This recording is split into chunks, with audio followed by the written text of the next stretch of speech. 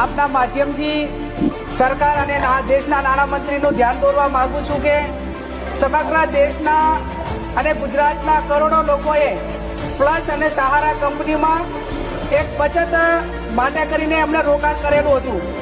આ તમામ લોકોના રોકાણ પછી મુદત પૂરી થઈ હોવા છતાં પણ એમને પોતાના નાણાં મળ્યા નથી.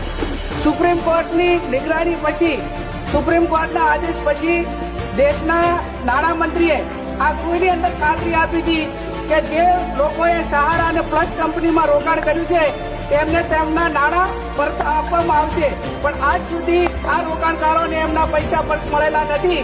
તો હું આપના માધ્યમથી સરકારને વિનંતી કરું છું કે ગરીબ અને મધ્યમ વર્ગના લોકોએ આ બચત માટે કરીને એમના પૈસા એક પરસેવાની કમાણી એમને બચત માટે રોકાણ કરેલી હતી, એમને તેમના પૈસા પરત મળે એવી હું આપના માધ્યમથી દેશના નાણામંત્રીને વિનંતી કરું છું.